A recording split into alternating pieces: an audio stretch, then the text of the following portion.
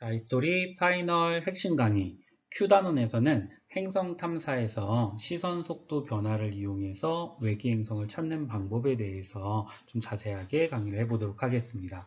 우리 외계 행성계 탐사에서 크게 세 가지 방식을 배웠었죠. 시선 속도 변화를 이용한 방식, 식현상을 이용한 방식, 그다음에 중력 렌즈, 그러니까 외계 행성의 미세 중력 렌즈를 이용한 방식이라고 해서 세 개를 배우는데요. 이번 시간에는 시선 속도 변화를 이용한 방식을 봅시다. 시선 속도 변화는 공통 질량 중심을 공전하는 것에 따라서 시선 속도가 도플러 효과에 의해서 별빛의 파장 변화가 생긴다라고 하는 얘기가 있었어요. 도플러 효과가 뭔가요? 도플러 효과는 나한테 물체가 가까이 오면 파장이 어떻게 되나요? 파장이 짧아지고 나한테도 멀어지면 파장이 길어지는 효과가 나는 걸 우리 도플러 효과라고 했었잖아요. 이걸 별빛에다 적용을 하는 겁니다. 그래서 별빛의 스펙트럼을 분석해 갖고 행성의 존재를 확인하는 거예요. 만약에 파장 변화가 주기적으로 나타난다면 이 파장 변화가 주기적으로 가까워졌다 멀었다 가까워졌다 멀었다를 반복한다면 이거는 뭔가 회전을 하고 있다는 뜻이잖아요. 근데 조심해야 되는 거. 자, 우리가 파장 변화를 관측할 수 있는 건 행성의 파장 변화인가요? 아니죠. 내가 눈으로 보는 건 별입니다. 그래서 별빛의 파장 변화를 관측해서 얘가 어딘가를 공통질량 중심을 회전하고 있다는 건 무슨 뜻이에요?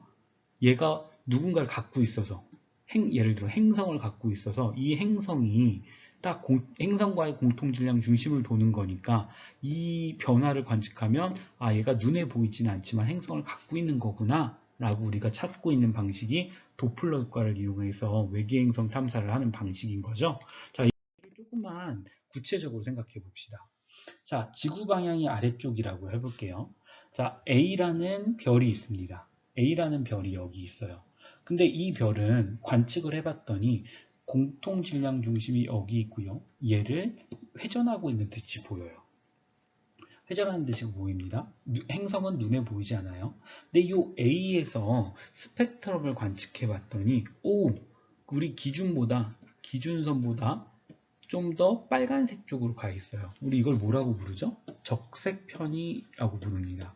적색편이가 나타나면 파장이 길어졌네요. 나한테 가까워지고 있는 거예요? 멀어지고 있는 거예요? 적색편이가 일어나고 있다는 건 나한테서 멀어지고 있다는 거죠. 얘 나한테서 지금 멀어지고 있어요. 자, 그리고 이 위치에 오면 나한테서 멀어지고 있지도 가까워지고 있지도 않죠. 네, 여기를 우리 A T라고 해볼까요? T1이라고 해봅시다. T1 상태일 때는 편의가 일어나지 않아요. 적색 편이든 청색 편이든 일어나지 않죠.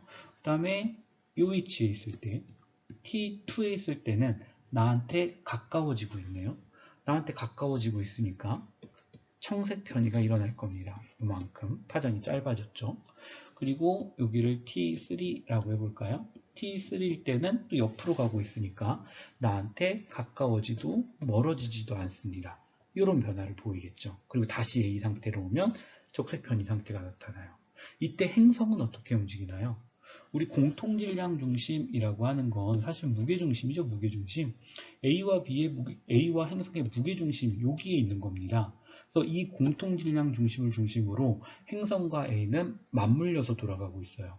그래서 행성이 지금 시계 방향으로 공전하고 있다면, 중심별이죠. 별 A가 시계 방향으로 공전하고 있다면 행성도 시계 방향으로 공전해야 되는 거죠. 그래서 T1에 행성이 위치한다면, T1에 별이 위치한다면 행성은 어디 있어야 돼요? 공통질량 중심의 반대편에 있어야 됩니다. 이렇게 공전하면서 T2일 때는 공통질량 중심의 반대편에, T3일 때도 그 반대편에 위치하게 되는 거죠. 자, 그래서 우리 문제를 한번 풀어볼까요? 문제에서 되게 잘 나오는 그래프입니다. 이거 시선 속도 변화 그래프죠. 자, 이거 해석할 수 있겠나요? 생각을 해봅시다. 자, 처음에는 시선 속도가 0이었어요. 나한테 가까워지지도 멀어지지도 않고 있다는 뜻이죠. 근데 시선 속도가 마이너스로 갔습니다. 얘는 나한테 접근하고 있다는 뜻이래요. 그럼 별을 우리가 보고 있는 시선 속도는 사실 누굴 보는 거예요? 별을 보는 거라 그랬었죠? 별을 보는 거니까 나한테 가까워지고 있어요. 이게 우리 별의 공전궤도고 이게 외계 행성의 공전궤도라고 해봅시다. 내가 관측한 시선속도 변화 그래프는 별이겠죠. 눈에 보여야 되니까. 자, 별이 이 위치에 있다고 해봅시다. 나한테 접근하고 있어요. 이때가 T1입니다. 이때 행성은 어디 있나요? 공통질량 중심의 반대편에 이 위치에 있죠. 어느 쪽으로 가나요? 네, 같은 방향으로 행성의 공전 방향하고 별의 공전 방향이 같습니다. T1은 이 위치에 있을 거예요. T2일 때는 시선 속도가 0이네요. 이 방향으로 움직이고 있을 때 시선 속도 0은 여기죠. 이때가 T2일 거고요. 자, 후퇴 속도가 최대인 곳, 시선 속도가 최대인 곳, 여기 적색 편이량이 최대로 나타나겠죠. 이 위치에서 나한테 멀어지고 있는 여기가 T3일 겁니다. 여기가 T4가 되겠죠. 그리고 다시 T1하고 같은 위치에서 T5가 있을 겁니다. 이때 행성은 어디 있나요? T2일 때 행성은 지구에서 제일 멀리 있는 거고요. T3일 때는 왼쪽에 위치하는 거고 T4일 때는 아래쪽에 지구에 제일 가까운 방향 쪽에 위치하고 있겠죠. 네, 이렇게 돌아가고 있다는 걸 이해할 수 있어야 우리가 시선속도 변화 문제에서는 시선속도 변화가 어떻게 나오는지 한번 볼까요? 우리 방금 해석했던 그래프죠. 시선속도 변화 그래프입니다. 시선속도가 마이너스 값을 가진다는 건 무슨 뜻이었어요? 네, 청색 편이가 일어난다는 거였죠?